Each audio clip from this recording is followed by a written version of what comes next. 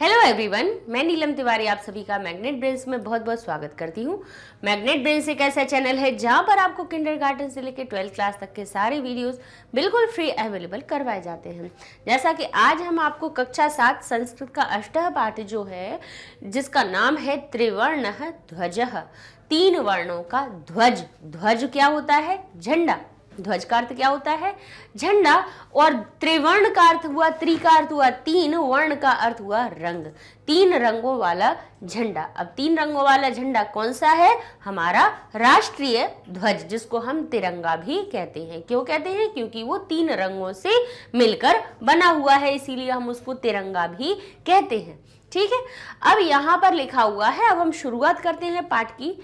अच्छा, पहले शुरुआत में दिखाया जा रहा है कि क्या हो रहा है। कह रहे हैं केचन बालकः, केचन यानी कुछ, बालकाः कुछ बालक, और काश्चन बालकः और कुछ बालिकाएं। कहते हैं काश्चन बाली, अब बालक थे इसलिए वो केचन हो गया, बालिकाएं हैं इसलिए काश्चन हो गया। केचन बालकाः कुछ बालक, च और काश्चन बालिकाः और कुछ बालिकाएं स्वतंत्रता दिवस, स्वतंत्रता दिवस के या काकी के का अर्थ निकालेंगे, क्योंकि यहाँ षष्ठी विभक्ति लगी हुई है। कह रहे हैं स्वतंत्रता दिवस, स्वतंत्रता दिवस के ध्वजारोहण समारोह, ध्वजारोहण के समारोह में या पर का भाव आएगा। क्यों? समारोह शब्द में एक ही मात्रा लगी है, सप्तमी विभक्ति दर्शा रही है, और सप्तमी विभक्ति लगने से में और पर का अर्थ आ जाता है। कह रहे हैं ध्वजारोहण के समारोह पर सोत्साहम। अब सोत्साहम किन शब्दों से मिलकर बना है? स और उत्साहम, यानी उत्साह के साथ। स अर्थ जो शब्द होता है वो साथ का अर्थ बताता है। किसका अर्थ बताता है? साथ का। उत्साह के साथ।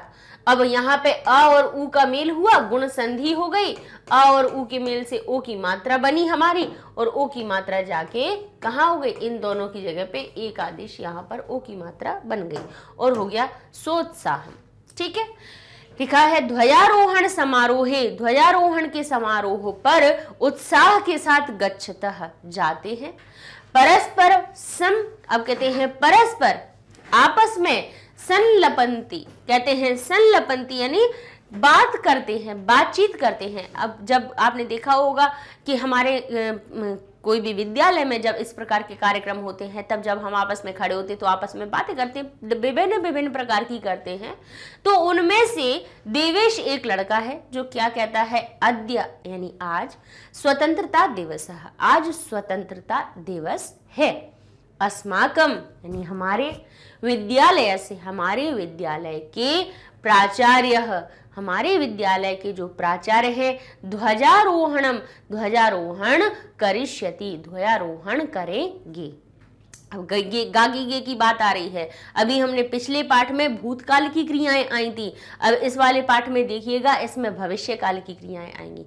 भविष्यकाल की क्रियाओं की क्या पहचान होती है? हमारी भविष्यकाल को संस्कृत में क्या कहते हैं? लिट लकार कहते हैं, और हिंदी में हम कहते हैं भविष्यकाल। क्या कहते हैं? भविष्यकाल। अब उस भविष्यकाल में शायद भविष्यकाल की पहचान ये होगी, लिट लकार की क्रियाओं की पहचान ये होगी कि उनमें ऐसा श लगा हुआ आपको दिख जाएगा। तो करिष्यति यानी करेंगे, उन धातुओं में आप गागीगे का अर्थ निकालेंगे, करेंगे, पढ़ेंगे, चलेंगे, इस प्रकार लिखा हुआ है। अस्माकम विद्यालय से, हमारे, अस्मद शब्द का किसका रूप है? षष्ठी विभक्ति बहुवचन का, जिसका रूप षष्ठी विभक्ति यानी आता है काकी के का अर्थ। अब हम का तो नहीं गाएंगे ना, तो हमारा कहा दे, रारी रे लगा देते हैं काकी के स्थान पे। हमारा, हमारे, हमारी, ऐसे हमारे विद्यालय के। अब विद्यालय एक है इसलिए विद्यालय में प्रथमा विभक्ति लगी, षष्ठी विभक्ति का एक वचन का रूप लिखा हुआ है विद्यालय से। हमारे विद्यालय के प्राचार्य ध्वजारोहण करिष्यति, ध्वजारोहण करेंगे। छात्राः च और छात्राएं, और छात्राएं क्या करेंगे? अब छात्र और छात्राएं, अब छात्र इसमें हो सकता है लड़के भी हो या लड़कियां भी हो। छात्राः च सांस्कृतिक कार्यक्रमान, सांस्कृतिक सांस्कृतिक कार्यक्रमों को, अब को क्यों कहा, क्योंकि आन लगा हुआ है। जैसे राम द्वितीय विभक्ति बहुवचन में रामान बन जाता है, जिसका अर्थ हो जाता है या बालकान बन जाता है, बालकों को। तो यहाँ पर भी हो गया हमारा सांस्कृतिक कार्यक्रमान, यानी सांस्कृतिक कार्यक्रमों को, द्वितीय विभक्ति को का अर्थ बताती है। सांस्कृतिक कार्यक्रमों को प्रस्तोष्यन्ति, प्रस्तुत करेंगे। अब करेगा नहीं, एक नहीं है, ती तह अंति, ती एक के लिए आता, एक कर रहा होता तो हम कहते प्रस्तोष्यति, दो कर रहे होते तो प्रस्तोष्यतः, और बहुत सारे कर रहे हैं इसीलिए प्रस्तोष्यन्ति, क्योंकि छात्र यहाँ पे कैसे हैं, बहुवचन में है। अब आप कहेंगे छात्र के छात्राः जो शब्द लिखा हुआ है, छात्राः शब्द का हमें विसर्ग तो दिखाई नहीं दे रहा है, छात्राः शब्द का विसर्ग नहीं दिखाई दे रहा है। तो भाई ये जो आगे चा आ गया था, इसने विसर्ग को शा में बदल दिया, क्योंकि एक हमारी विसर्ग की सत्व संधि होती है। विसर्ग संधि का एक प्रकार होता है सत्व संधि, जिसमें कि विसर्ग के बाद चा आ जाता है तो विसर्ग हमारा शा में बदल जाता है। विसर्ग के बाद अगर टा होता, विसर्ग के बाद अगर टा लिखा हुआ तो विसर्ग हमारा इस वाले शा में बदल जाता, और विसर्ग के बाद यदि ता होता तो विसर्ग हमारा इस वाले सा में बदल जाता। ठीक है, अब आप कहेंगे का और पा के लिए क्या होता है, का खा और पा फा के लिए भी कुछ होता है। हाँ, तो का के लिए दो सा बनते हैं, एक कंडीशन में एक जगह ये वाला सा बनता है, एक जगह ये वाला सा बनता है। शब्द संधि देखेंगे उसमें आपको मिल जाएगा का और पा के लिए। ठीक है, तो इस प्रकार से ये हमने आपको बता दिया कि छात्राः शब्द का हमारा विसर्ग कहाँ गया। छात्राः और च अलग कर देंगे तो हमारा, जब इनको अलग करेंगे तो मूल रूप निकल के आ जाएगा छात्राः चा। और छात्र सांस्कृतिक कार्यक्रमों को प्रस्तोष्यन्ति, प्रस्तुत करेंगे, ये बहुवचन था इसीलिए क्रिया भी बहुवचन वाली आई। अन्ते चा, और अंत में मोदकानि मिलिष्यन्ति, और अंत में लड्डू मिलेंगे। ये सबसे बड़ा होता है। कोई साल भर नहीं जाएगा विद्यालय, साल भर किसी भी काम में उलझे रहेंगे, नहीं जाएंगे, लेकिन 15 अगस्त और 26 जनवरी को तो जरूर जाते हैं। भाई मिठाई मिलती है, स्कूल को पैसे वैसे जब फीस देते रहते तो सोचते एक बार स्कूल से मिठाई मिल रही तो वो तो लेने जाएंगे। तो खतरनाक वाली बहुत, मतलब आप देखो बिल्कुल जहाँ सुनसान पड़ा रहता है, असेंबली में बच्चे नहीं पहुँच पाते हैं, लेकिन 15 अगस्त और 26 जनवरी पर बच्चे बढ़िया तैयार होकर पहुँचते हैं, लड्डू मिलेंगे। तो वही कह रहा है अंते चा, अब बच्चा है तो विद्यार्थी है तो उसी प्रकार से बातें करेगा। कह रहा है आज स्वतंत्रता दिवस है, हमारे विद्यालय के प्राचार्य ध्वजारोहण करेंगे, ध्वजा का आरोहण करेंगे, उसको फहराएंगे। छात्र सांस्कृतिक कार्यक्रमों को प्रस्तुत करेंगे, और अंत में च अंते, और अंत में, मैं क्यों बोला हमने, देखिए अंत शब्द में सप्तमी विभक्ति लगी इसलिए मैं का अर्थ बोला। और अंत में मोदकानि मिलिष्यन्ति, और अंत में सबसे लास्ट में हमें क्या मिलेंगे, मोदक मिलेंगे, लड्डू मिलेंगे। अब ये हो गया, ठीक है। अब इसके बाद डेविड, देखिए जरूरी थोड़ी ना है कि राम श्याम मोहन भी हो, डेविड भी है हमारा। कहते हैं शुचि, शुचि को से कि बोलता है, कहेगा शुचि जानासि त्वम, तुम जानती हो क्या, अस्माकं ध्वजः कीदृशः, हमारा झंडा कैसा है। अब आपस में बात कर रहे हैं बच्चे, तो डेविड शुचि से कहता है, शुचि एक लड़की है वहां पर, जिससे कहता है शुचि, उसको संबोधित करते हुए बोलता है शुचि जानासि त्वम, तुम जानती हो, अस्माकं ध्वजः कीदृशः, हमारा ध्वज कैसा है। तो शुचि अस्माकं देशस्य ध्वजः त्रिवर्णः अस्ति, हमारे देश का अर्थ बता रहे हैं। देखिए षष्ठी विभक्ति लगी है, हमारे देश का ध्वज, हमारे देश का झंडा त्रिवर्णः इति, त्रिवर्ण है, पता है हमें। इति पे इति लग जाने से ये पता चलता है कि इसके बाद कोई बात और नहीं है ना। अस्माकं देशस्य ध्वजः त्रिवर्णः इति। सलीम, अब सलीम क्या कहता है उनमें से, रुचि, अब रुचि से पूछता है, रुचि अयम त्रिवर्णः कथम, बोले बताओ यह तिरंगा, यह जो अयम यानी यह त्रिवर्णः कथम, ये तीन रंग कैसे हैं, ये तीन रंग कैसे हैं। तो रुचि कहेगी ये तीन रंग त्रिवर्ण कथम, त्रिवर्ण कैसा, तीन रंग वाला कैसा, क्योंकि सूची ने कहा ना अस्माकम देशस्य ध्वजा त्रिवर्णासी, हमारे देश का झंडा तिरंगा है। अब जब उसने तिरंगा कहा तो सलीम को आश्चर्य हुआ और वो कहने लगा रुचि अयम त्रिवर्ण कथम, ये तिरंगा कैसा। तो रुचि कहती है अस्मिन ध्वजे, हमारे ध्वज में त्रयः वर्णा सन्ति, हमारे ध्वज में त्रयः यानी तीन वर्णा सन्ति, तीन वर्ण है। वर्ण का अर्थ होता है रंग, कलर, तीन रंग है। अतः त्रिवर्ण, हमारे ध्वज में तीन रंग है, अतः त्रिवर्ण, इसलिए त्रिवर्ण कहते हैं। त्रि का अर्थ तीन, वर्ण का अर्थ रंग, तो रंग तिरंगा इसी से बनता है। किम त्वम येषां वर्णानां नामानि, कहते हैं नामानि जानसि, क्या, अब वो कहती है क्या तुम एतेषाम, क्या तुम इनका, एतेषाम इन किनका, इन वर्णों का, नामानि जानसि, क्या तुम इन वर्णों का नाम जानते हो कि कौन कौन से वर्ण है, कौन कौन से रंग है। क्या तुम एतेषाम वर्णानाम, क्या तुम इन रंगों का, नामानि जानसि, क्या तुम जानते हो इन वर्णों का नाम। तो सलीम करेगा अरे केशर वर्ण श्वेत हरित च एते त्रया वर्णा, केशर वर्ण केसरिया रंग, श्वेत यानी सफेद और हरित यानी हरा और हरा, एते त्रया वर्ण ये तीन रंग हैं। अब जानते तो है लेकिन आपस में बातें कर रहे हैं तो कह रहे हैं अरे पता है केसर वर्ण, केसर वर्ण का अर्थ क्या होता है, केसर जैसे रंग वाला, है ना, सेफ्रन कलर जिसको कहते हैं। केसर देखी हुई है आपने, लाल लाल बारीक पत्तियां होती हैं, खीर में डाली जाती हैं, खीर में डालते हैं, उसमें फिर जब दूध या खीर में डालते हैं तो उसका रंग हल्का सा ना तो पूरा नारंगी होता है और ना ही पूरा पीला होता है, वो रंग, उस रंग को केसर वर्ण कहते हैं। तो कहते हैं केसर जैसा रंग वाला यानी केसरिया रंग, श्वेत यानी सफेद, हरित यानी हरा, च एते त्रय वर्ण और हरा ये तीन रंग है। एते का अर्थ क्या हुआ, तीन, क्योंकि तीन है बहुवचन है तो एषः एतौ एते, एते का अर्थ होता है ये त्रयः तीन वर्ण है। अच्छा यहाँ पे वर्ण जो शब्द है वो अकारांत शब्द बन रहा है, अकारांत, और वो भी कौन सा बनना है, पुल्लिंग शब्द बनना है। इसीलिए देखिए वर्णाः के साथ में त्रयः जो आ रहा है वो पुल्लिंग वाला बनना है।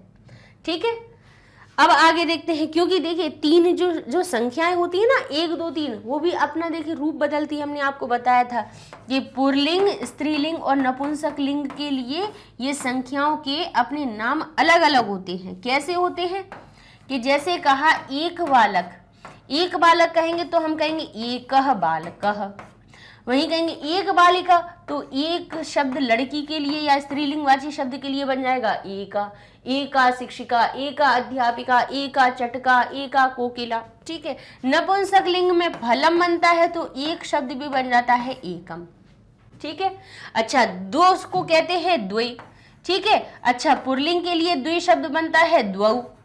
ठीक है, क्या बनता है, द्वौ, जैसे बालकः बालकौ बनता है ना, ऐसे एकः द्वौ।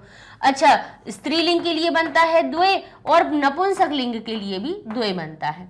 फिर कहते हैं तीन, तो तीन पुल्लिंग के लिए बनता है त्रयः, स्त्रीलिंग के लिए बनता है तिस्त्रः। ठीक है, और हमारे नपुंसक लिंग के लिए बनता है त्रीणि। क्या बनता है, त्रीणि। ठीक है, अब ऐसे ही यहाँ पर पुल्लिंग में 4 बनता है चत्वारः। ठीक है, यहाँ पे स्त्रीलिंग के लिए बन जाता है चतस्त्रः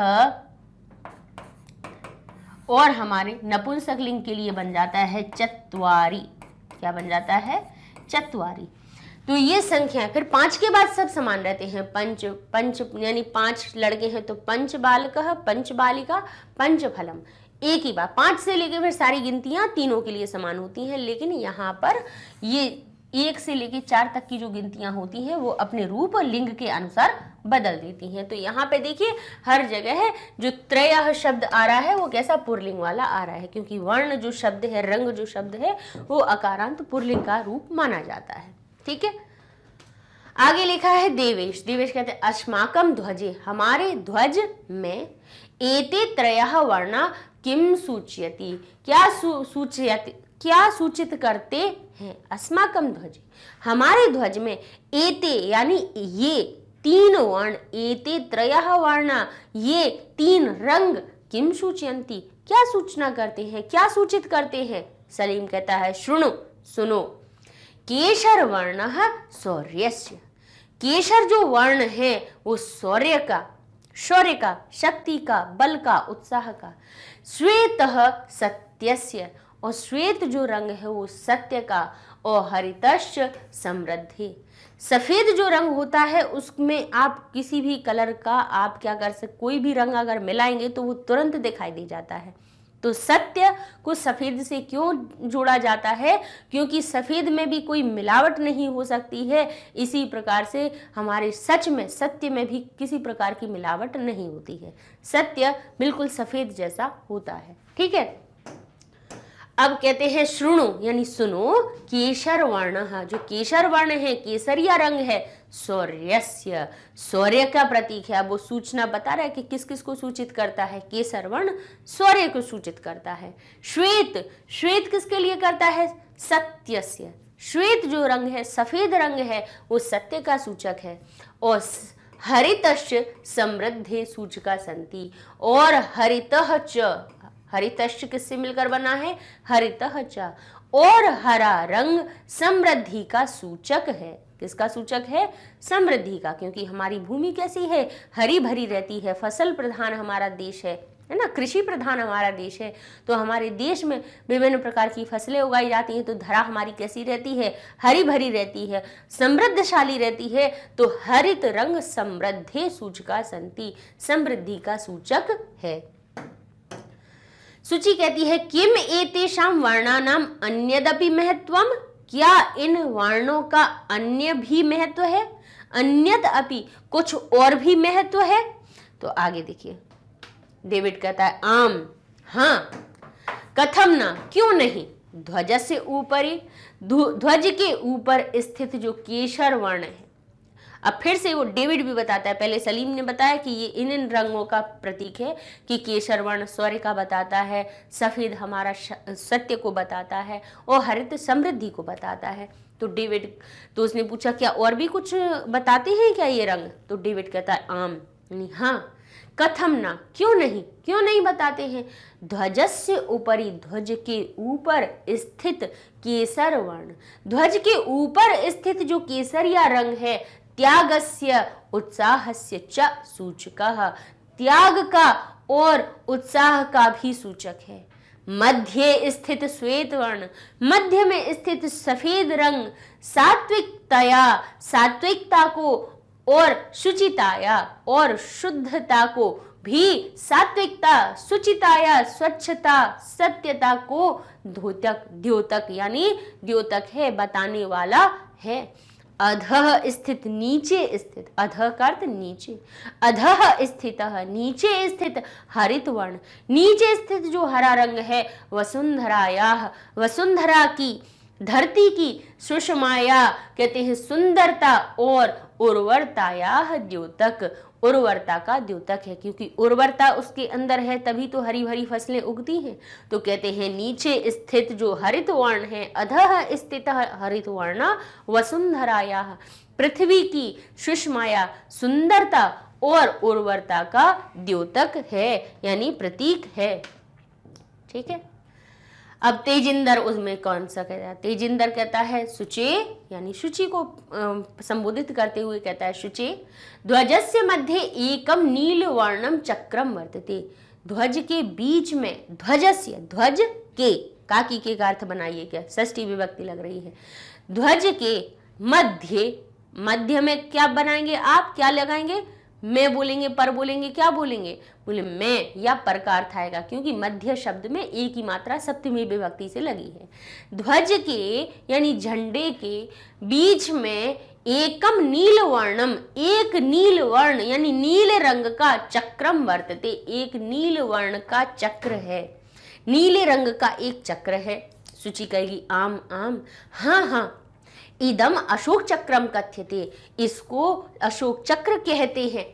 एतत् प्रगते, और एतत् यानी यह, प्रगते च न्यायस्य प्रवर्तकम, और यह प्रगति और न्याय का प्रवर्तक है। सारनाथे, सारनाथ में अशोक स्तंभ अस्ति, सारनाथ में अशोक स्तंभ है।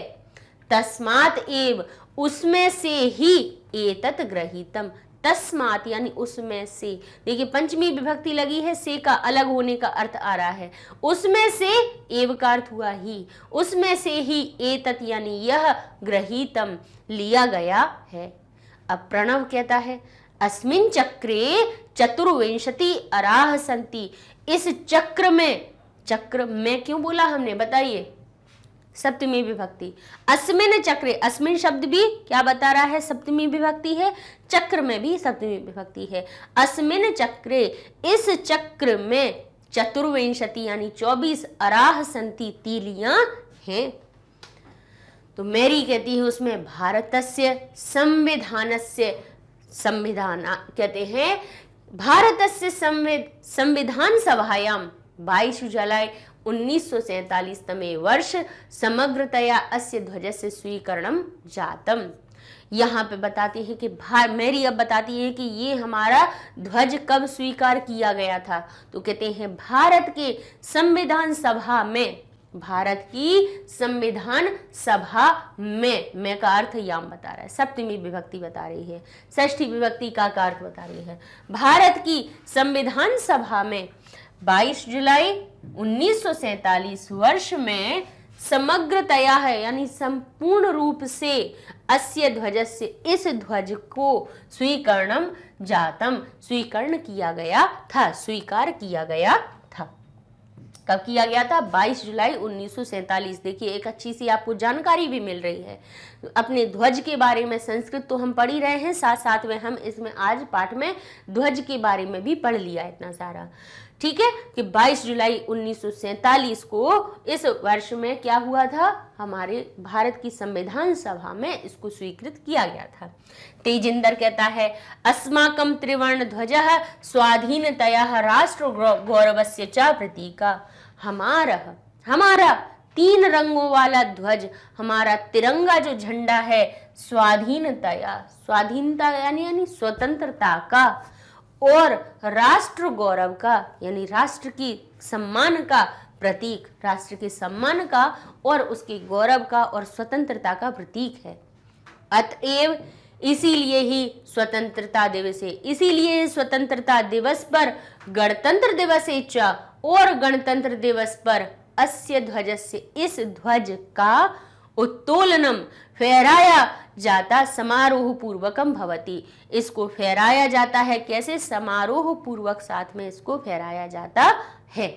अब कहते हैं उत्तोलनम, उठाया जाता है, इसको ऊपर फहराया जाता है। उत्तोलनम शब्द हमारा बताता है जयतु त्रिवर्ण ध्वजः जयतु भारतम, जय जय हो त्रिवर्ण ध्वज की, जय हो तिरंगे झंडे की, और जय हो भारत की। लीजिए ये आपका पूरा पाठ हो गया, ठीक है, इस प्रकार से। और ये कुछ पहले हमने शब्दार्थ तो इस तरफ हम लिखते ही जा रहे हैं, आपको बताते ही जा रहे हैं। ये कुछ और आए हुए हैं अपने पाठ वाले, तो लिखे हुए त्रिवर्ण ध्वजः किसको कहेंगे? 3 रंगों वाले झंडे को। संलपंती को कहेंगे वार्तालाप करते हैं या करती है। प्रस्तुष्यंती यानी प्रस्तुत करेंगे या करेंगे। मोदकानी यानी लड्डू हो जाते हैं। ऊर्जस्विताया यानी ऊर्जा की।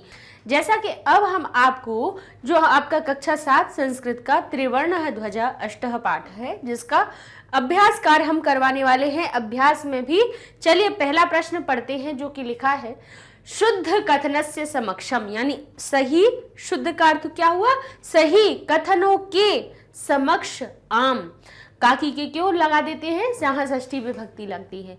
शुद्ध कथनों के समक्ष, सामने, आम, अशुद्ध कथनस्य समक्षम न इति लिखत, अशुद्ध कथनों के सामने आपको न लिखना है। आम या न, आम का अर्थ होता है हाँ और ना का अर्थ होता है नहीं। हाँ नहीं कह लीजिए, सही गलत कह लीजिए, हम ट्रू फॉल्स कह लेते हैं, यस या नो कह लेते हैं, वही ये सारे हैं, ठीक है। अब लिखा है अस्माकम राष्ट्र ध्वजस्य, अस्माकम राष्ट्रस्य ध्वजे, हमारे राष्ट्र के ध्वज में त्रयः वर्णा सन्ति, 3 वर्ण है क्या? तो कहेंगे हाँ, तो यहां लिख देंगे हम आम।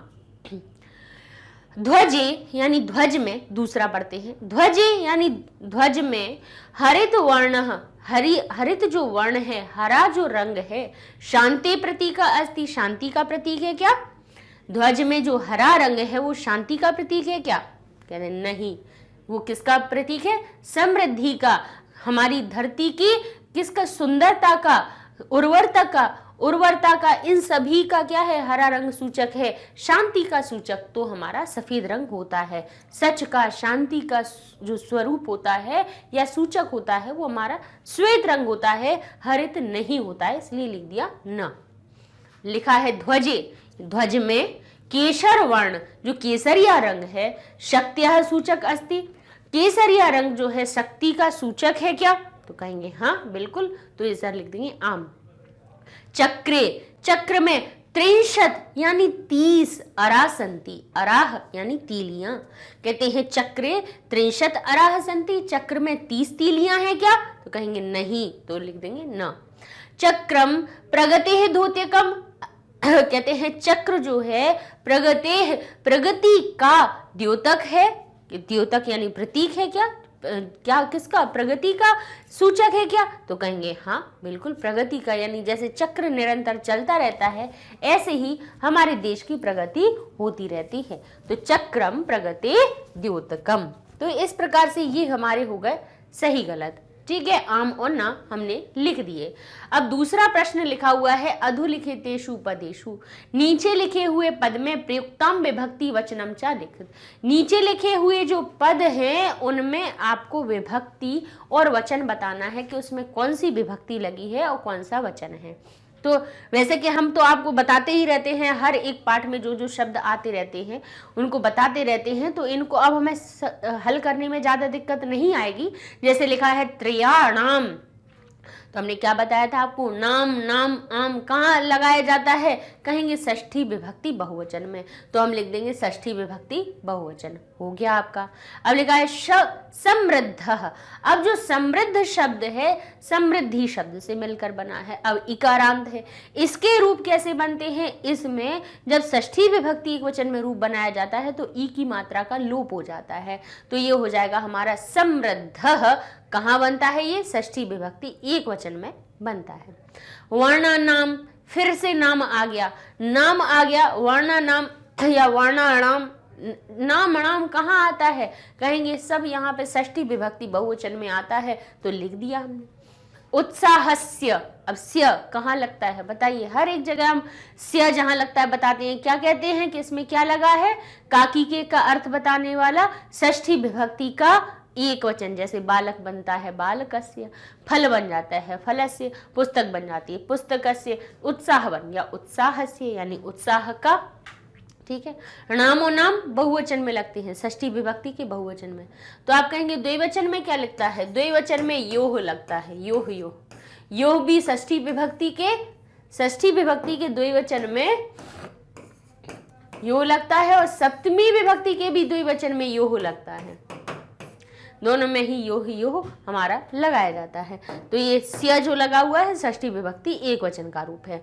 नागरिकैः, अब राम जैसे देखिए, बालक जैसे रूप देखिए, बालक में तृतीया विभक्ति बहुवचन में बनता है बालकैः, रामैः, तो यहाँ पर नागरिक बन गया नागरिकैः, तो हमारा कौन सा रूप है इसमें? तृतीया विभक्ति का बहुवचन का रूप है, इसीलिए ये हमारा ये वाला उत्तर हो गया। अब लिखा है प्राणानाम, फिर से देखिए नाम लगा है अर्थात षष्ठी विभक्ति बहुवचन। अब लिखा है सभायाम, अब कहोगे नाम नहीं है आम है क्या? तो याम जो शब्द होता है, याम जो शब्द होता है वो सप्तमी विभक्ति एक वचन में आकारांत शब्द में लगाए जाते हैं। आकारांत शब्द होगा, आकारांत यानी बढ़िया से अंत होने वाला, तो ये लिखा है सभा, क्या लिखा है? सभा, तो पीछे लगा देंगे याम यानी सभा में। अब लिख देंगे बालिका, याम लगा दीजिए, बन गया बालिका याम। कई जगह याम ऐसे भी लगा हुआ दिखता है, और जैसे लिखा है लता, ठीक है, अब लगा देंगे याम। कई जगह माँ हलंत हमारा अनुस्वार में भी परिवर्तित होके लग जाता है, तो यहाँ पे बालिका याम, लता याम, सभा याम, ठीक है। तो में का अर्थ बताने के लिए, पर का अर्थ बताने के लिए सप्तमी विभक्ति एक वचन का याम लगा देते हैं आकारांत शब्दों में। और अकारांत शब्दों में क्या लगता है? एक ही मात्रा, जैसे रामे, बालके, फले, विद्यालय, ग्रामे, नगरे, नगर में, नगर पर, है ना। में या पर का अर्थ बताने के लिए हम सप्तमी विभक्ति एक वचन का रूप लगाते हैं। और ये सभा शब्द आकारांत था, इसलिए इसमें याम लगाया गया। आगे लिखा हुआ है प्रश्न नंबर 3, एक पदेन उत्तरत, यानी एक पद के द्वारा उत्तर दीजिए। ठीक है, एक पद में उत्तर देना है आपको, शब्द में नहीं देना है, ध्यान कीजिएगा। शब्द का अर्थ क्या हो जाता है? शब्द का मतलब होता है जो मूल शब्द है जिसमें विभक्ति नहीं लगी हो, वो शब्द होता है। यानी बालक अगर शब्द है, बालक है लिखा हुआ है तो वो शब्द है, और बाल कह उसमें विभक्ति लग गई तो वो पद बन गया। ठीक है, राम शब्द है, रामः पद बन गया। जो विभक्तियां लगने से जो उनमें परिवर्तन हो जाता है वो पद बन जाता है। ठीक है, तो यहाँ लिखा है पहला प्रश्न, अस्माकं ध्वजे कति वर्णा सन्ति, हमारे ध्वज में कितने वर्ण हैं, कितने रंग हैं, ये बताना है। तो यहाँ पे क्या लिखा है? कति, कति यानी कितने। ठीक है, अब यहाँ पर आपको एक चीज देखनी पड़ेगी। अब यहाँ तो हम बता देंगे कि हमारे ध्वज में कितने की जगह आप लिख देंगे 3 रंग हैं। कितने लिख देंगे आप? 3। लेकिन अब जो हमारी जो 3 संख्या होती है उसको संस्कृत में 3 प्रकार से लिखा जाता है। पुल्लिंग के लिए तो हम लिख देते हैं त्रयः, वही हमारी स्त्रीलिंग के लिए लिख देते हैं हम तिस्त्रः। ठीक है, और वही हमारे किसके लिए? नपुंसक लिंग के लिए लिख देते हैं त्रीणि। क्या लिख देते हैं? त्रीणि। तो अब हमें ये देखना पड़ेगा कि ये जो हम 3 शब्द लिख रहे हैं किसके लिए लिख रहे हैं? तो बोले कति वर्ण, वर्ण, वर्ण शब्द के लिए लिख रहे हैं। और वर्ण हमारा कैसा है? अकारांत शब्द है, अकारांत है, और इसको पुल्लिंग की श्रेणी में रखते हैं। इसीलिए अब हमारे पास जो 3 संख्या हम लिखेंगे वो कौन सी वाली लिखेंगे? वर्ण के हिसाब से त्रयः वाली लिखेंगे। तिस्त्रः और त्रीण नहीं लिखेंगे, त्रीणी नहीं लिखना है। तो हमारा जो उत्तर बनेगा वो क्या बनेगा? त्रयः। त्रयः लिख दीजिए अकेला, तब तो आपका उत्तर बन ही गया है एक पद में। ठीक है, और अगर आप इसको वाक्य में लिख दें तो भी और भी सुंदर लगेगा। कैसे? कि कति के स्थान पे त्रयः शब्द लिखा आपने और लिखेंगे अस्माकं ध्वजे त्रयः वर्णा सन्ति, और आपका उत्तर हो जाएगा। ठीक है, आगे लिखा है त्रिवर्णी ध्वजे, यानी 3 रंग के ध्वज में शक्तयाः सूचक कः वर्णः, शक्ति का, शक्ति शब्द में देखिए ये शक्ति शब्द में हमारी कौन सी लगी हुई है? ये होता है शक्ति, इकारांत शब्द होता है। षष्ठी विभक्ति का या लगा हुआ है, तो ये क्या बन गया हमारा? बोले शक्ति की छोटी ई की मात्रा हुई गायब। ठीक है, छोटी ई की मात्रा गायब हुई, और छोटी की मात्रा गायब होने के बाद ई की मात्रा या में बदली और उसमें बड़े या की मात्रा विसर्ग लग गया, तो बन गया शक्त्याः। जैसे बालिकायाः बनता है ना, ऐसे ही शक्त्याः बन गया। कहते हैं शक्ति का। क्यों बताया? क्योंकि इसमें शक्ति शब्द में षष्ठी विभक्ति लगी है। शक्त्या का अर्थ कुछ और नहीं समझ लीजिएगा, इसलिए बताया हमने। ठीक है, शक्ति का सूचक कौन सा वर्ण है? अब कह वर्ण, कह शब्द कह रहा है जो उत्तर आएगा वो पुल्लिंग होना चाहिए, उसमें प्रथमा विभक्ति एक वचन लगा देना है आपको। प्रथमा विभक्ति एक वचन, क्योंकि हमें पद में उत्तर लिखना है तो हमें विभक्ति वचन पता करने पड़ेंगे कि किस विभक्ति वचन का हम उत्तर लिखें। तो आप पहले एक पद में उत्तर लिखना है तो आप क्या कहेंगे? त्रिवर्णे, 3 वर्णों में, ध्वजे, 3 वर्णों के ध्वज में शक्ति का सूचक केसरिया वर्ण होता है। तो केसरिया रंगों को क्या कहा जाता है? केशर वर्ण। क्या कहा जाता है? केशर वर्ण, वर्णः। तो केशर वर्ण आप लिखेंगे और उसमें प्रथमा विभक्ति एक वचन लगा देंगे, तो वर्ण हमारा अकारांत शब्द है, केशर वर्ण। अ से अंत हो रहा है ना, ये हमारा कौन सा वर्ण? तो अकारांत इसके बालक जैसे रूप बनेंगे, इसलिए प्रथमा विभक्ति एक वचन में इसमें हमने विसर्ग लगा दी, तो ये बन गया केशर वर्णः। एक पद में उत्तर, और अगर इसको वाक्य में लिखना है तो कह के स्थान पे इसको लगा दीजिए और पूरा उत्तर बन जाएगा त्रिवर्णी ध्वजे, 3 रंग के ध्वज में शक्त्या सूचक, शक्ति का सूचक केशर वर्ण है। ठीक है, आगे लिखा है अशोक चक्रम कस्य द्योतिकम अस्ति। कहते हैं अशोक चक्र किसका द्योतक है? किसका द्योतक है? आप कहेंगे प्रगति का। अब कस्य शब्द कह रहा है कि जो शब्द आना है, उत्तर आना है, उसमें षष्ठी विभक्ति एक वचन लगी होनी चाहिए। किसका द्योतक है? अब नहीं पता, इसलिए उन्हें नपुंसक लिंगवाची कस्य दे दिया। किसका द्योतक है? प्रगति का।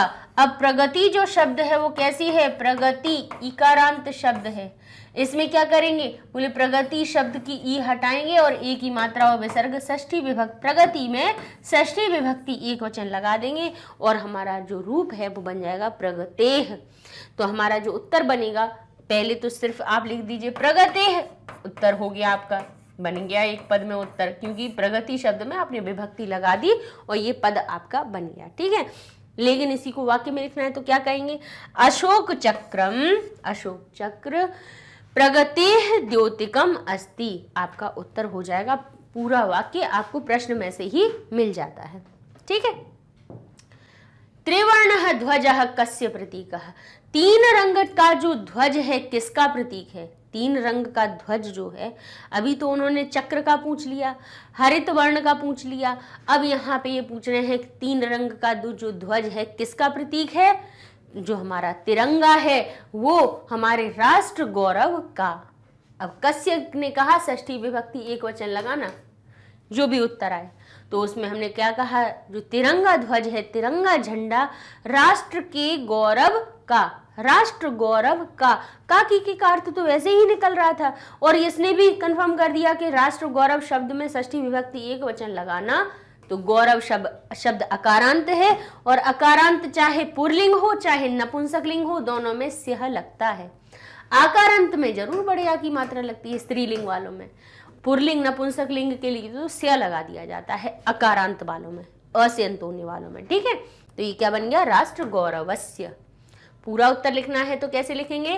त्रिवर्णः ध्वजः राष्ट्र गौरवस्य प्रतीकः। ठीक है, अब आगे चलते हैं। लिखा हुआ है एक वाक्येन उत्तर। अब इनको आपको एक वाक्यों में उत्तर देना है। ठीक है, अभी तक एक पद में उत्तर दे रहे थे, अब एक वाक्य में उत्तर दीजिए। लिखा है अस्माकं ध्वजस्य, हमारे ध्वज के, श्वेत वर्णः, हमारे ध्वज का जो श्वेत, के भी कह सकते हैं, का भी कह सकते हैं, की भी कह सकते हैं, क्योंकि षष्ठी विभक्ति लगने से तीनों ही अर्थ निकलते हैं। अब हमारा अर्थ क्या निकल रहा है? अस्माकं हमारे, ध्वजस्य ध्वज का, श्वेत वर्णः श्वेत वर्ण सफेद रंग, कस्य सूचकः अस्ति किसका सूचक है? तो आप कस्य के स्थान पे क्या लिखेंगे? षष्ठी विभक्ति एक वचन का रूप लिखेंगे। आप कहेंगे हमारे ध्वज का जो श्वेत वर्ण है, अस्माकं ध्वजस्य श्वेत वर्णः शांति का सूचक है। अब शांति में काकी के कैसे लगेगा?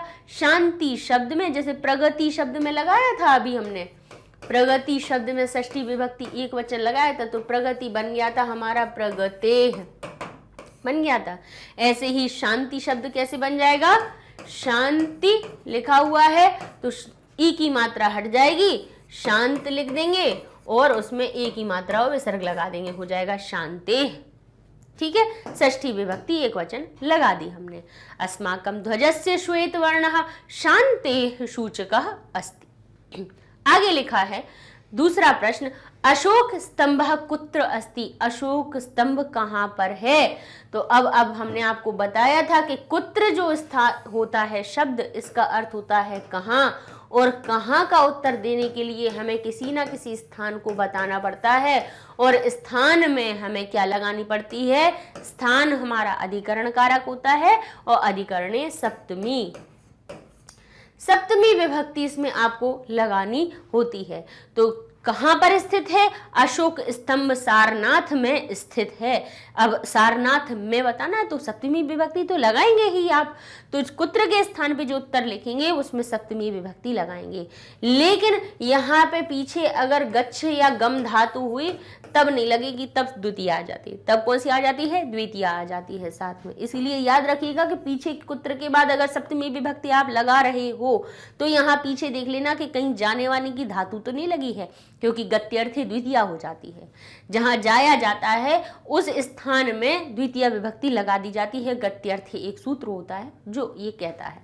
ठीक है, तो यहाँ पे हम क्या लिखेंगे, सारनाथ में। तो सारनाथ शब्द में सप्तमी विभक्ति लगा देंगे क्योंकि अकारांत शब्द है, चाहे पुल्लिंग मान लो चाहे स्त्रीलिंग मान लो, चाहे पुल्लिंग हो चाहे नपुंसकलिंग, सप्तमी विभक्ति एक वचन के लिए एक ही मात्रा लगाते हैं, सो लगा दी। अशोक स्तंभः सारनाथे अस्ति। ठीक है, अब आगे प्रश्न हमारा लिखा है, त्रिवर्ण ध्वजस्य, 3 रंग के ध्वज का उत्तोलनम कदा भवति। 3 रंग के ध्वज का, तिरंगे का उत्तोलन कब होता है। अब समय बताना है, समय बताना है कब होता है। तो आप कहेंगे स्वतंत्रता दिवस पर और गणतंत्र दिवस पर। ठीक है, अब पर का अर्थ बताना है ना कि कब होता है, तो आप जब पर का अर्थ बता रहे हो तो सप्तमी विभक्ति लगानी ही पड़ेगी। तो आप कहेंगे त्रिवर्णस्य उत्तोलनम, कदा के स्थान पे लिखेंगे स्वतंत्रता दिवसे, यानी स्वतंत्रता दिवस पर, और गणतंत्रता दिवसे, दोनों में ही सप्तमी विभक्ति लगाइएगा क्योंकि पर का अर्थ बता रहे हैं। ध्वज का उत्तोलन स्वतंत्रता दिवस और गणतंत्रता दिवस पर होता है। ये आपका उत्तर हो गया। विभक्ति लगाना सीख गए तो उत्तर आप इतने चुटकियों में बना लेंगे। विभक्ति सीखेंगे कैसे, शब्द रूपों से। बार बार कहते हैं शब्द रूप याद करना शुरू कर दीजिए। बहुत सारे बनाए हैं, इतने बंच में बनाए हैं। जरा 9th क्लास की, ये नहीं सोचिएगा कि 8th क्लास में नहीं के अलग होंगे, कुछ 6 के अलग होंगे। 9th क्लास में इतने सारे बनाए हैं शब्द रूप कि आप लोग कितने भी याद कर लीजिए। अब आगे फिर से लिखा है, अशोक चक्रे कति अरा संति, कितनी अराएं हैं, कितनी तीलियां हैं। अब आप बताइए अशोक चक्र में कितनी है, चतुर्विंशति। तो भाई संख्या को तो जैसा का तैसा लिख देते हैं, सिर्फ 1 2 3 4 में जरूर परिवर्तन होता है। 4 के बाद की 5 से लेकर जितनी भी संख्याएं हैं वो एक जैसी चलती हैं, उनमें फिर कोई परिवर्तन नहीं होता। तो कहते हैं अशोक चक्र में कितनी है, 24। तो 24 को चतुर्विंशति ही कहते हैं। तो चतुर्विंशति ही, चाहे अरा हो, चाहे रंग हो, चाहे लड़की हो, चाहे बच्चे या कुछ भी हो, उनके लिए चतुर्विंशति ही शब्द चतुर्विंशति ही रहेगा। तो जैसा कि हमने आपको संस्कृत के त्रिवर्ण ध्वजा अष्टः पाठ के जो अभ्यास है अनुवाद हो चुका है। लास्ट वीडियो में अभ्यास के भी 4 प्रश्नों को हमने करवा दिया है। अब हम चलते हैं अपने 5वें प्रश्न पर, जिसमें लिखा हुआ है अधोलिखितेषु वाक्येषु रेखांकित पदानि आधृत्य प्रश्न निर्माणम कुरुत। यानी नीचे लिखे हुए वाक्यों में रेखांकित पद को आधारित को हटा करके आपको क्या करना है, प्रश्न निर्माण करना है उनके स्थान पर। प्रश्न निर्माण करना हमने हमेशा ही बताया है कि बहुत आसान होता है। थोड़ा सा बच्चों को ज़रूर ऐसे लगता है कि बड़ा कठिन है, लेकिन बहुत ही आसान होता है। उसके लिए आज हमने सोचा कि थोड़ा सा आपको किम के थोड़े से शब्द रूप हम दिखा देते हैं कि बार बार हम कहते हैं ना कि किम की याद कीजिए, तो वो क्यों करवाए जाते हैं उसको हम बताते हैं। ठीक है, देखिए जैसे यहाँ पर हम किम के थोड़े से शब्द रूप लिख देते हैं। अच्छा, आपको पता है कि शब्द रूप कैसे विभाजित होते हैं, हमारे 7 विभक्तियों में होते हैं। प्रथमा, द्वितीया, ठीक है, तृतीया, चतुर्थी, तृतीया, चतुर्थी, पंचमी, क्योंकि हर एक में ही आपके ये आ रहे हैं। हमने देखा है ना कि हर एक में आपको प्रश्न निर्माण करने के लिए आ रहे हैं। और सप्तमी, ठीक है। अब इसके कैसे बनते हैं, बोले ये 3 वचनों में भी बनते हैं, है ना, क्योंकि हो सकता है कि जो करने वाला हो, भाई करता हो जो, वो 1 हो, 2 हो या बहुत सारे हो। अच्छा, किम को कहते क्या है, क्या या कौन, ठीक है। इसके अभी हम आपको पुल्लिंग के रूप बता देते हैं, ठीक है, और फिर पुल्लिंग में उनका कैसे प्रयोग होता है वो भी बता देते हैं। जैसे यहाँ पर हम लिख देते हैं एक वचन, ठीक है, फिर लिख देंगे हम द्विवचन और बहुवचन। बनाना कैसे है बालक शब्द से वो सिखाई देते हैं, ठीक है। अच्छा, बालक शब्द हमने क्या कहा था कि किम के जो रूप होते हैं पुल्लिंग वाले बालक के जैसे बनते हैं, स्त्रीलिंग वाले बालिका जैसे बनते हैं, और नपुंसक लिंग वाले किसके बनते हैं, हमारे फल जैसे बनते हैं, ठीक है। तो प्रथमा विभक्ति में जैसे बालक का हम रूप लिख देते हैं बालकः, बालकौ और बालकाः। अब इसका कैसे संबंध है वो हम आपको बता दे रहे हैं। तो यहां पर सिर्फ आपको करना क्या है कि जैसे ही आपको बालक शब्द से किम में अगर परिवर्तन करना है, यानी पुल्लिंग वाले किम के रूप लगाना है, तो उसमें से बाल हटा दीजिए, तो बन गया कह। हो गया, यहां हटा दिया बाल तो हो गया कऊ। यहां आपको क्या करना है, बाल भी हटाना है, विसर्ग हटाना है, और यहां हो जाएगा के, कह कऊ के। बस ये आपके रूप बन गए। फिर कहा यहां बनता है द्वितीय विभक्ति में बनता है बाल कम, तो बाल हटा दीजिए, रह गया हमारा कम। बाल कऊ तो ये हो गया कऊ। फिर कहते हैं बाल कान, तो ये हो जाएगा कान। तृतीय विभक्ति में बनता है बाल केन, ठीक है, क्या बनता है बाल केन, तो बाल हटा दीजिए, क्या रह गया केन। फिर हमारा बनता है बाल काभ्याम, तो बाल हटा दीजिए, रह गया काभ्याम, ठीक है। फिर यहाँ पे तृतीय विभक्ति बहुवचन का रूप जो बनता है बाल कईह, तो बाल हटा दीजिए, रह जाएगा कईह, ठीक है। अब यहाँ पे जहां पे परिवर्तन होता है उसको हम रेड उससे कलर से हम आपको बता देंगे, लाल वर्ण से। तो जिसमें कि चतुर्थी विभक्ति में बनता है बाल काय, और यहां पर ये बाल काय जैसा ना बनके सिर्फ इसमें बनता है हमारा कसमई। क्या बनता है कसमई, ये अलग बनता है। यहाँ पे ये जो के है ये अलग होता है। जहां पे बस अंतर है उसी को हम लाल रंग से दर्शा देंगे, बाकी के आप देखेंगे बालक जैसे ही पूरे बन रहे हैं। बाल काभ्याम, तो यहाँ पे भी काभ्याम। वहां पे जब चतुर्थी विभक्ति बहुवचन में हम बालक शब्द को लिखते हैं बाल केभ्यः, तो बाल हटा दीजिए, रह जाएगा हमारा केभ्यः, ठीक है। फिर कहेंगे यहाँ पे पंचमी में लिखते हैं बालकात, तो देखिए कितना परिवर्तन है, आत तो आना ही है, बस इसमें कस लग जाएगा और ये हो जाएगा कस्मात, यानी आत शब्द तो फिर भी इसमें दिखाई देगा ही। काभ्याम, काभ्याम ही रहेगा, समान रहेगा, कोई परिवर्तन नहीं आएगा।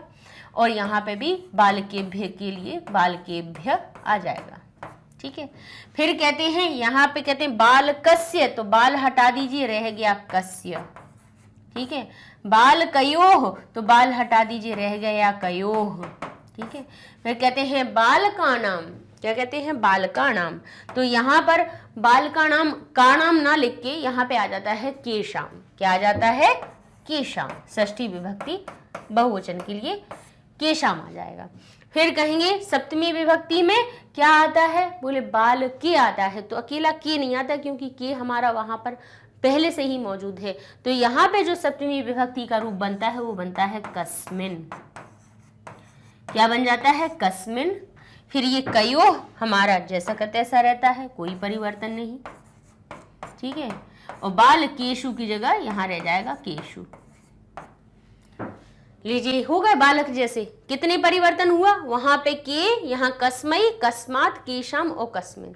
और वो उनमें भी देख लीजिए ज्यादा कोई परिवर्तन नहीं है, सिर्फ इसमें देखिए इसमें भी आत शब्द लगा ही है, इसमें आम शब्द आ ही रहा है, आम नाम नाम आ ही रहा है। तो बस 1, 2 और 3 जगह परिवर्तन है, बाकी पूरे बालक जैसे। अच्छा, अब इन शब्द रूपों का करें क्या, देखते रहे क्या, नहीं देखना नहीं है, इनका प्रयोग करना है। कहाँ करना है वो बता देते हैं कि जैसे अब हमने लिखा आपको बालकाय, क्या लिखा हमने बालकाय शब्द लिखा। अब इसके स्थान पर हमें प्रश्नवाचक शब्द लगाना है। तो बालक शब्द की हम विभक्ति वचन पहचानेंगे। हम कहेंगे बालकाय शब्द में चतुर्थी विभक्ति एक वचन लगा है, तो चतुर्थी विभक्ति एक वचन का इसके स्थान पे लगा दीजिए कसमई। बस आपका इसको हटा के कसमई लगा दीजिए, आपका प्रश्न बन जाएगा किसके लिए, ठीक है। अब हमने कहा विद्यालय, क्या लिखा है विद्यालय। विभक्ति पहचानिए, बोले विद्यालय शब्द अकारांत शब्द है, उसमें एक ही मात्रा लगी है, यानी सप्तमी विभक्ति एक वचन है, तो सप्तमी विभक्ति एक वचन के लिए हम इधर लगा देंगे कस्मिन। क्या लगा देंगे कस्मिन। आप कस्मिन लगा देंगे विद्यालय के स्थान पे और आपका उत्तर बन जाएगा। इसलिए इनको याद किया जाता है, समझ गए आप। तो ऐसे ही ये पुल्लिंग के हो गए। स्त्रीलिंग के बिल्कुल बालिका जैसे बनते हैं, बाली हटा दो तो जो बचा वो सब स्त्रीलिंग में पहुंच जाता है, ठीक है, तो यहाँ पे देखिए, अब यह इसी को अपन यहीं से देखते जाए। तो क्या लिखा है, अस्माकम यानी हमारे त्रिवर्ण ध्वज विश्व विजयी भवेत, हमारा जो 3 रंगों का ध्वज है, तिरंगा झंडा है, विश्व विजयी है। तो कहते हैं अब त्रिवर्ण ध्वज शब्द को हमें रेखांकित किया गया है, इसके स्थान पे लिखना है। अब ध्वज शब्द में देखिए कैसी विभक्ति लगी है, बाल कह जैसी लगी हुई है। ध्वज कैसा है शब्द, अंतिम शब्द देखिए, ध्वज शब्द आ से अंत हो रहा है, अकारांत है, और अकारांत शब्द में ही केवल विसर्ग लगाए जाते हैं प्रथमा विभक्ति एक वचन में। तो ध्वज शब्द में क्या लगी हुई है, प्रथमा विभक्ति एक वचन, प्रथमा विभक्ति एक वचन। तो अब हम क्या करेंगे कि ध्वज शब्द के लिए पुल्लिंग की प्रथमा विभक्ति एक वचन का रूप कह उठा के लिख देंगे, और ये आपका बाकी सब चीजें जैसी की तैसी लिख दीजिए। अस्माकम लिख दिया, कह लिख दिया, विश्व विजयी भवित लिख दिया, और आपका प्रश्न बन गया। बार बार हम इसीलिए ये चीज बोलते हैं आपको कि किम की याद कर लीजिए, और किम के स्त्रीलिंग पुल्लिंग के बहुत आसान है, जैसे बालक के होते हैं वैसे ही हमारे किम के हो जाते हैं। अब लिखा है प्रमादम, क्या लिखा है, प्रमादम। अब प्रमादम शब्द, अब इसी के साथ में थोड़ा सा भी बताएंगे हम। यहां देखेंगे प्रमाद शब्द अकारांत शब्द है, कैसा है, प्रमाद का मतलब क्या होता है, आलस्य। स्वधर्मात अपने धर्म से, प्रमादम वयम ना कुर्यात, हमें अपने धर्म से आलस हमें नहीं करना चाहिए, अपने धर्म के लिए हमें आलस नहीं करना चाहिए, नहीं करना चाहिए आलस्य। तो प्रमाद शब्द में क्या लगा है, अनुस्वार और माहलंत। अच्छा, अनुस्वार और माहलंत हमारा कहाँ आता है, जैसे बालकम, फलम, पुस्तकम, तो कहेंगे ये सभी चीजें कहाँ आती हैं, द्वितीय विभक्ति में आती है। किसी भी देखिए नपुंसक लिंग होगा तो उसके प्रथमा और द्वितीय दोनों के एक वचन में आती है माहलंत, जैसे फलम और फलम। आप चाहे प्रथमा देख लीजिए चाहे द्वितीय देख लीजिए, दोनों के ही एक वचन में फलम शब्द फलम ही बनेगा, फलम फलम, फले फले, फलानी फलानी, इस प्रकार से रूप बनते हैं नपुंसक लिंग के। लेकिन और बाकी साधारण शब्दों की बात कही जाए तो जो हमारा क्या होता है, ये अनुस्वार होता है या फिर माहलंत आता है, वो सिर्फ द्वितीय विभक्ति एक वचन में ही आता है। किसमें आता है, द्वितीय विभक्ति एक वचन में। तो अब आप इसको प्रमाद को के लिए द्वितीय विभक्ति एक वचन का पुल्लिंग का कम भी प्रयोग कर सकते हैं, और हमारे किसका, नपुंसक लिंग वाले। अब कहें नपुंसक लिंग के क्या करें, नपुंसक लिंग की तो याद ही नहीं है, तो अभी हम आपको बता देते हैं कि नपुंसक लिंग की इन्हीं के साथ में याद करवा देते हैं। कैसे, एक लाइन याद कर लीजिए, किम के कानी, क्या कर लीजिए, किम के कानी, ये ही प्रथमा में बनता है और यही द्वितीय में बनता है, किम के और कानी। लीजिए, हो गए याद रूप शब्द के। और बोले बाकी का क्या करें, बाकी के तृतीया से सप्तमी तक के पूरे बिल्कुल पुल्लिंग जैसे बनते हैं, किम के कानी, किम के कानी। तो अब हम क्या कर सकते हैं, द्वितीय विभक्ति एक वचन का लेना है तो हम उसके स्थान पे कम भी लिख सकते हैं और किम को भी लिख सकते हैं, द्वितीय विभक्ति एक वचन के, क्योंकि प्रमाद जो शब्द है वो अकारांत शब्द है। अकारांत हमारे कैसे होते हैं, बोले अकारांत पुल्लिंग में होते हैं या नपुंसक लिंग में होते हैं।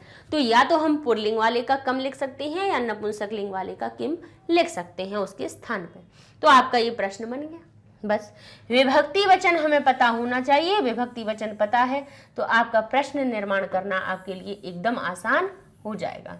अब यहाँ लिखा है एतत् सर्वम अस्माकं नेत्राणाम, एतत् यानी यह सब हमारे नेताओं के समृद्ध, सब कहते हैं शुभ, कहते हैं शुभ, सब बुद्धि यानी बुद्धि के साथ सत्फलम प्राप्त हुआ है, सत्फलम सफल हुआ है, किसके, सबुद्धि, बुद्धि के द्वारा। ठीक है, अब बुद्धि, अब इसमें बुद्धि सबुद्धि जो शब्द लिखा है इसमें बुद्धि शब्द में क्या कौन सी विभक्ति लगी है, अब जो बुद्धि शब्द है इकारांत है, कैसी है, बुद्धि जो शब्द है वो कैसी है, इकारांत, और इसमें षष्ठी विभक्ति जब एक वचन का रूप लगा तब इसका रूप बन गया, बुद्धि शब्द बन गया बुद्धि। स तो सहित का अर्थ बताता है, साथ का अर्थ बताया, बुद्धि के साथ सफल हुआ, सत्फलम। तो अब हम क्या करेंगे, बोले सबुद्धि शब्द में हम लगा देंगे षष्ठी विभक्ति एक वचन। इसमें षष्ठी विभक्ति एक वचन है, तो यहाँ पर भी हमें षष्ठी विभक्ति एक वचन लगाना है। लेकिन आप कहेंगे ये तो कस्य लिखा है, ये कस्या कैसा हुआ, क्यों हुआ? तो हम बताएंगे कि जो सुबुद्धि शब्द है वो स्त्रीलिंग है, और स्त्रीलिंग में कस्य न बन के यहाँ बन जाता है कस्या। अच्छा, एक काम करते हैं, यहीं पे हम आपको स्त्रीलिंग के भी रूप दिखा दें। इन विभक्तियों को हम 1 2 3 4 करके डाले देते हैं, ठीक है, नंबर से। विभक्तियां, एक प्रथमा विभक्ति, द्वितीय विभक्ति, तृतीया, ठीक है, समझ में आ रहा है। नंबर डाले देते हैं, पंचमी विभक्ति, षष्ठी विभक्ति और सप्तमी विभक्ति, तो साथ में ही आपके हो जाएंगे, ठीक है। और जैसे बालिका बनता है तो बाली हटा दिया, बना का, ठीक है। बालिके बनता है, इसको किसी दूसरे कलर से कर देते हैं जिससे कि अलग थोड़ा दिखाई दे, ठीक है। अब हमारा क्या बना, बालिके, तो यहाँ पे द्विवचन के लिए लगा दिया के।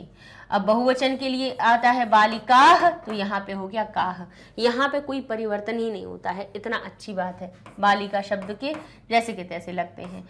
बालिकाम, तो बाली हटा दीजिए, रह गया काम। बालिके, तो बाली हटा दीजिए, रह गया के। फिर कहते हैं बालिकान, सॉरी बनता है बालिकाह, तो यहाँ का हमारा काह जैसा का तैसा रहेगा, कोई परिवर्तन नहीं। केन, यहाँ पे बन जाता है कया, बालिकया। बाल, अब यहाँ पे कसमई बना है, यहाँ बन जाता है कस्यई।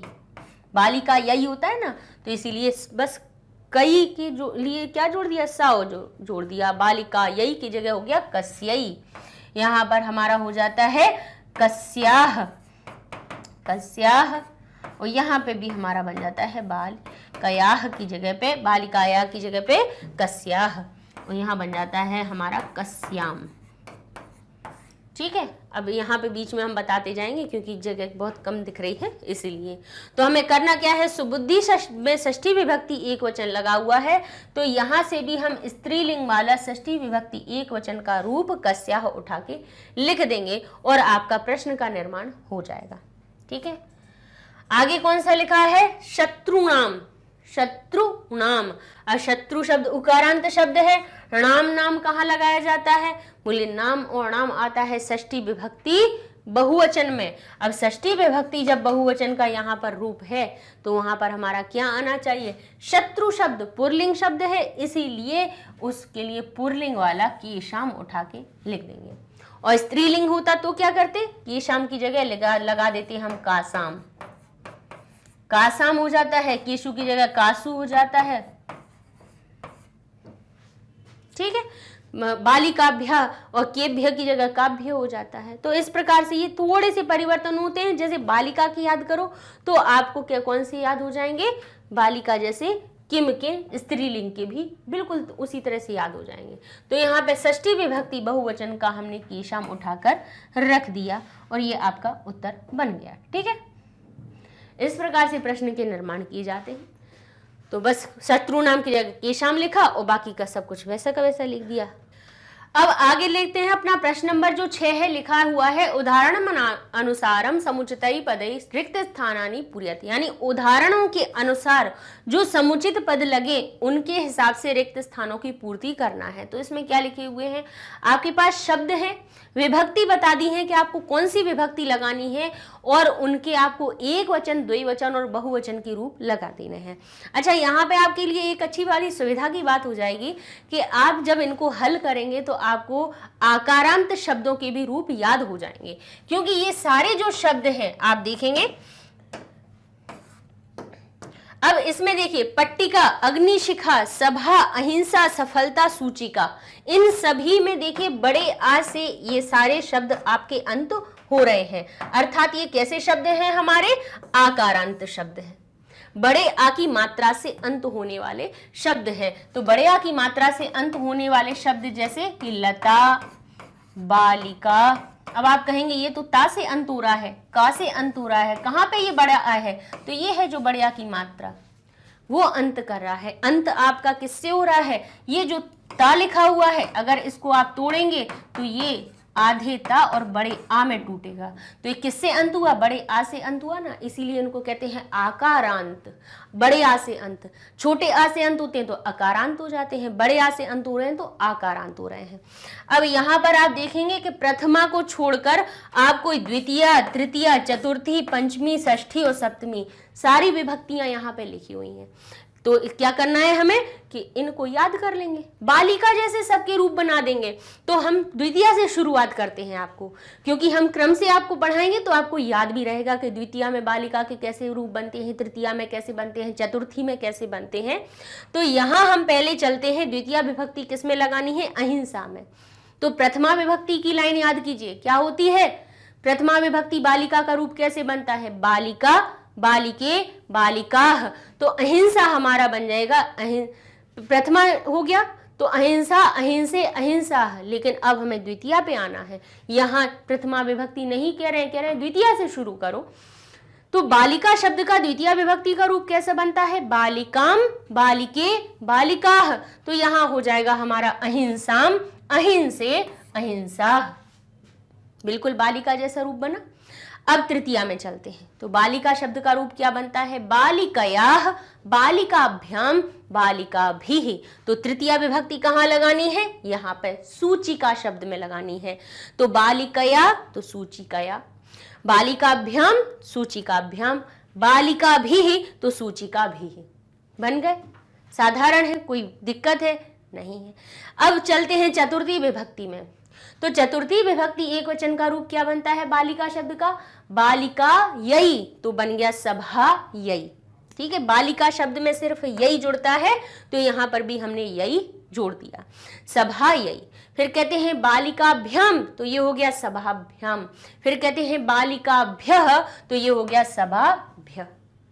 कोई दिक्कत आई? कुछ नहीं है, बिल्कुल उसी बालिका जैसे ही रूप चल रहे हैं।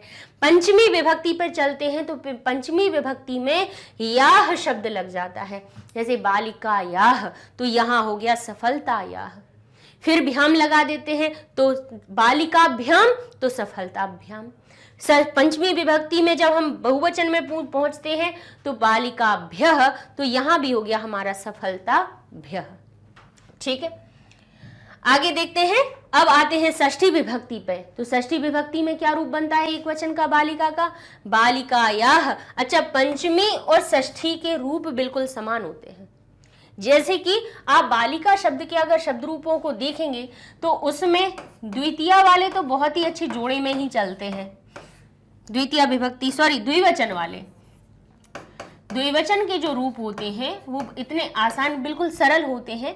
जैसे प्रथमा, अगर हम यहाँ पे विभक्ति को हम नंबर से लेके देते हैं, प्रथमा से लेके सप्तमी तक के हम केवल यहाँ नंबर लिख रहे हैं, इसको समझिएगा, ये विभक्ति लिख रहे हैं।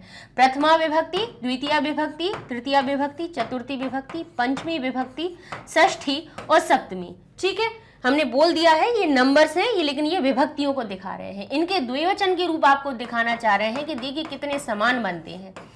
प्रथमा विभक्ति का द्विवचन बालिके और द्वितीय का भी बालिके, दोनों विभक्तियों के समान।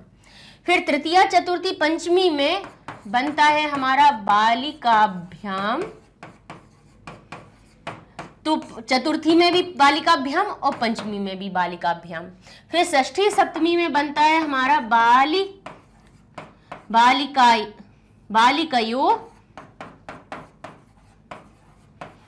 बालिकयोः और बालिकयोः। फिर आप देखेंगे कि तृतीया से पंचमी तक में भी समान और षष्ठी से सप्तमी में भी समान। तो देखिए केवल आपको 3 याद करने हैं और 7 याद हो जाएंगे। 3 में से आपको एक बालिके याद कर लीजिए, प्रथमा द्वितीया में एक जैसा। फिर बालिकाभ्याम याद कर लीजिए, तो 3 आपके ये याद हो गए। यहाँ पे आपको पता ही है कि योह लगाना है, तो बालिकयोः हो गया, तो षष्ठी सप्तमी में हो गया। तो लीजिए द्विवचन की तो लाइन आपको ऐसे ही याद हो गई है ना। तो बहुत आसान होता है, लगता है शब्द रूप कैसे याद करें, फालतू में ही इतना बड़ा उसको बना के रखा हुआ है। तो अब देखिए यहाँ पे कि तृतीया, चतुर्थी, पंचमी में भ्याम तीनों में लगा हुआ है, लगा है ना। षष्ठी सप्तमी के द्विवचन में योह लगा हुआ है, लगा है। और यहाँ पे द्वितीया है, प्रथमा होती तो उसमें भी एक ही मात्रा ही दिखती है आपको। तो द्विवचन के तो ऐसे ही याद हो जाते हैं। तो हम सब षष्ठी पर चल रहे थे, जिसमें पट्टिकायाः बालिकायाः, जैसे बालिकयो तो पट्टिकयो। अब कहते हैं बालिका नाम, तो यहाँ हो गया पट्टिका नाम। ठीक है। सप्तमी में बालिकायाम तो अग्निशिखायाम, फिर कहेंगे बालिकयो तो ये बन गया अग्निशिखयो, और यहाँ पे अग्निशिखासु, बालिकासु तो ये बन गया अग्निशिखासु। ये हो गया आपके शब्द रूप। कोई बड़ी बात है क्या? हम बार बार यही कहते हैं कि अकारांत और आकारांत के शब्द रूप याद कर लीजिए, जिससे कि आपको बहुत सारी चीज़ों की जानकारी हो जाएगी। मतलब ये मान लीजिए कि आपको आधी से ज़्यादा संस्कृत इन शब्द रूपों से याद हो जानी है। ठीक है। अब चलते हैं प्रश्न नंबर 7 पर, जिसमें लिखा है समुचित मेलनम कृत्वा लिखत, यानी समुचित, सम उचित यानी जो उचित हो उनको एक दूसरे से मेलन करना है, मिलाना है, यानी जोड़ियां मिलाना है। कृत्वा का अर्थ होता है करके, लिखत यानी लिखिए। अब यहाँ पे लिखा है केसर वर्ण। अब जो हमारा केसर वर्ण होता है, केसरिया रंग, केसर का वर्ण, वर्ण का अर्थ क्या होता है? रंग। केसर जैसा जिसका वर्ण हो, केसर जैसा वर्ण हो, तो हमारे तिरंगे में जो केसर वर्ण होता है वो किसका प्रतीक होता है? कहेंगे शौर्यस्य त्यागस्य च सूचकः, शौर्य और त्याग का सूचक होता है। तो इसको हम इससे मिला देंगे। यहाँ पे हमने आंसर आपको पहले ही, क्योंकि वो लाइन खींचे, नंबर डाले, इससे अच्छा सामने सामने आंसर बता दिए। अब लिखा है हरित वर्ण। हरित वर्ण किसका होता है? सुषमायाः उर्वरतायाः च सूचका। सुषमा यानी सुंदरता और उर्वरता का सूचक होता है। अशोक चक्रम, अशोक चक्र किसका होता है? प्रगतेः न्यायस्य च प्रवर्तकम, प्रगति और न्याय का प्रवर्तक होता है। त्रिवर्ण ध्वज, 3 रंग का ध्वज है जो तिरंगा, जो हमारा झंडा है, वो क्या होता है? कहेंगे स्वाधीनतायाः, स्वाधीनता का यानी स्वतंत्रता का, और राष्ट्र गौरवस्य प्रतीकः, और राष्ट्र गौरव का प्रतीक होता है। आगे लिखा है त्रिवर्ण ध्वजस्य स्वीकरणम। त्रिवर्ण जो ध्वज है उसका स्वीकरणम कब हुआ? तिरंगा जो हमारा झंडा है उसको स्वीकार कब किया गया था? 22 जुलाई 1947 तमे वर्षे जातम, यानी 22 जुलाई 1947 वर्ष में हुआ उसका स्वीकार। तो इस प्रकार से लीजिए, इस प्रश्न के साथ में हमारे पाठ का भी अंत होता है, और अब हम अगली वीडियो में आपको अपना नया पाठ शुरू करेंगे। 9वां पाठ है हमारा जो। अच्छा, ये सारे वीडियोस जो आपके बनते जा रहे हैं, चाहे अनुवाद हो या अभ्यास हो, ये सभी आपको हमारी वेबसाइट पे भी आसानी से मिल जाएंगे। यूट्यूब पे तो मिल ही जाते हैं। करना क्या है, गूगल टैब पे जाइए, लिखिए magnetbase.com, एंटर करते हैं, आपका वेबसाइट का पेज ओपन हो जाता है। ठीक है। स्क्रॉल करेंगे थोड़ा सा, यहाँ पे आपको क्लासेस दिखने लगेंगी। आपने क्लास 7th को सिलेक्ट किया तो आपके सामने 7th क्लास के सारे सब्जेक्ट्स आ गए। अच्छा, यहाँ पे आप मान लीजिए आप संस्कृत को क्लिक करें, संस्कृत को पढ़ना है, संस्कृत को क्लिक कीजिए। बाकी और भी सारे सब्जेक्ट की यहाँ पे लिस्ट मिलेगी, अकेले संस्कृत की नहीं, सारे सब्जेक्ट्स। तो आपके सामने संस्कृत का पेज ओपन हो गया, यहाँ NCERT। अच्छा, इसके बाद में हम आपको जो व्याकरण करवाएंगे उसका भी एक पेज अलग बन जाएगा, उसमें सारी चीज़ें आपकी व्याकरण की ऐड होती जाएंगी। ठीक है। अच्छा, यहाँ पे आपको चैप्टर वाइज वीडियोज मिल जाएंगे। आसानी क्या है कि ऐसे चैप्टर के वीडियोस तो आपके YouTube पे भी मिलते हैं, लेकिन यहाँ पे क्या है कि पूरी प्लेलिस्ट ना देख के यहाँ पे आपको चैप्टर की छोटी छोटी प्लेलिस्ट मिल जाती हैं। जैसे आपने चैप्टर 1 क्लिक किया तो आपके सामने ये जो चैप्टर 1 है उसी के 3 लेक्चर्स की लिस्ट आ जाएगी यहाँ पे ऐसे। अब मान लीजिए आपने अनुवाद पार्ट 1 को क्लिक किया, आपको सिर्फ अनुवाद देखना है, तो आपके सामने अनुवाद का वीडियो ओपन हो गया। ठीक है। अभ्यास पे जाना होता तो अभ्यास वाले को क्लिक करते, अभ्यास पे पहुँच जाते, और यहाँ पे नेक्स्ट का भी ऑप्शन है, नेक्स्ट पे भी जा सकते हैं। अच्छा, एक और बात है कि यहाँ पे रजिस्ट्रेशन का भी कभी हो सकता है आपके पास नोटिफिकेशन आए, तो घबराना नहीं, क्योंकि रजिस्ट्रेशन बिल्कुल फ्री है। यहाँ पर आराम से कीजिए, पढ़ते रहिए मैग्नेट बेंस के साथ में, और हमारे चैनल को भी लाइक कीजिए, शेयर कीजिए, सब्सक्राइब कीजिए। मिलते हैं नेक्स्ट वीडियो में, अपने नए पाठ को शुरू करेंगे। तब तक के लिए धन्यवाद।